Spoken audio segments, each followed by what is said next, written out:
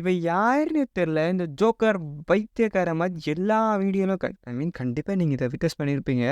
Like Leo is nothing in front of Salaar. இப்படி ஒரு கமெண்ட்ட தூக்கிட்டு ஒருத்தன் வந்துருவான் ஆட்டிக்கிட்டு. பிரபாஸ் பிரபாஸ் அஃபிஷியல்னு வேற ஃபோட்டோவும் அந்த ஒரு ஐடியை கிரியேட் பண்ணி வச்சிருக்கான். லைக் எல்லா வீடியோ சம்மந்தமே இல்லாம வந்துட்டு எல்லா வீடியோல வந்து Leo is nothing front of Salaar நடிச்சிட்டு இருந்தான். அண்ட் இப்போ கொஞ்ச நாளுக்கு அப்புறம் GOAT is nothing in front of சலார்னு வேற இப்போ சொல்ல ஆரம்பிச்சிட்டான். அண்ட் ஒரு வீடியோவில் வந்து நான் வீடியோவில் போயிட்டு alien is nothing in front of ஜாம்பின்னு அடிச்சு வச்சுட்டு ஒரு 3 ஆட்டி டேய் யாரா நீ ஜோக்கர். அதுக்கப்புறம் இன்னொரு ஒரு வீடியோ இந்த த்ரிஷாவை பற்றி அவர் போட்ட வீடியோவில் நினைக்கிறேன். Like Trisha is nothing in front of ஏடிஎம்கேன்னு போட்டிருக்காரு. லைக் இல்லை ப்ரோ இது அப்படியும் இருக்காது, அவங்க ஏன் சம்மந்தமே இல்லாமல் இவ்வளோ கீழே இறங்கி இதை போய் பண்ண போகிறாங்கன்னா, இல்லை பிரபாஸா ப்ரோ பண்ண போகிறாரு. லைக் ஏன்னா பிரபாஸ் அஃபிஷியல் வேறு இந்த இதுக்கு வந்து க்ரியேட் பண்ணி வச்சுருக்காங்க. இந்த சேனல் க்ரியேட் பண்ணதை போய் கண்டுபிடிக்கலான்னு பார்த்தா அவன் டிஸ்கிரிப்ஷன்லேயே Leo is nothing front of சலார்னு போட்டிருக்கான். லைக் இன்டென்ஷனலாக இதுக்காகவே க்ரியேட் பண்ண ஒரு அக்கௌண்ட்டு. இந்த அக்கௌண்ட் பார்த்தீங்கன்னா 19th நவம்பர் க்ரியேட் பண்ணப்பட்டிருக்கு. எக்ஸாக்டாக ஒரு மாதத்துக்கு கழிச்சு தான் சலாரோட 22ஆம் தேதி சலார் படம் ரிலீஸ் பண்ணுறாங்க.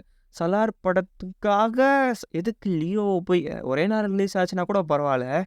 ஸோ இது வந்து கண்டிப்பாக லியோ படத்துக்காக பிரபாஸ் சைடில் இருந்து பண்ணுற விஷயம் எதுவுமே கிடையாது. கண்டிப்பாக ஏதோ ஒரு கார்ப்பரேட் ஏதோ ஒரு தனிநபரால் விஜய் அப்படிங்கிற அந்த பேரை டேமேஜ் பண்ணணுங்கிறதுக்காக தான் முக்கியமான விஷயம் நடந்துகிட்ருக்கு. லைக் இப்போ வந்து கோட்டுக்கு தாவிட்டாங்க.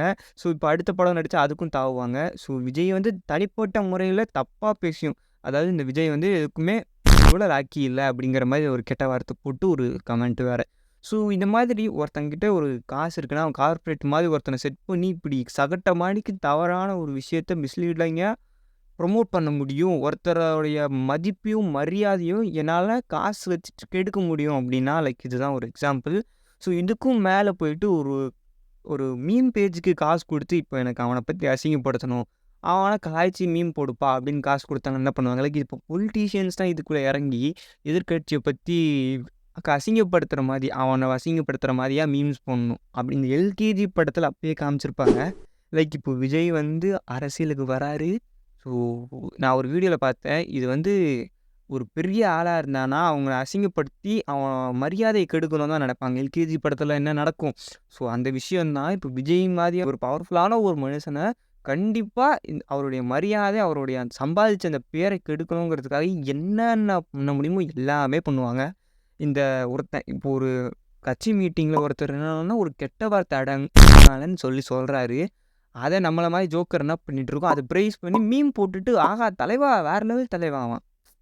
ஸோ இப்படி ஒரு கேவலமான ஜந்துவா நம்ம இருந்துட்டு நம்ம மற்றவங்களுக்கு குறை சொல்கிறதே முடியாது. ஒருத்தர் இன்னொருத்தரை தரங்கிட்டத்தனமாக திட்டுறதை நம்ம ரசிக்கிற வரைக்கும் ஸோ இது வந்து நடந்துக்கிட்டே தான் இருக்கும். இவன் பார்த்தீங்கன்னா லியோஸ் நத்திங் இன் ஆஃப் சலார்னு சொல்கிறான். அவர் வந்து ஸ்டேஜில் அப்படி ஒரு வார்த்தை சொன்னார். அவ்வளோதான் டிஃப்ரென்ஸ். நமக்கு பிடிச்சவங்க சொல்லும் போது நமக்கு வலிக்குது, வேறு என்ன பண்ணுறது.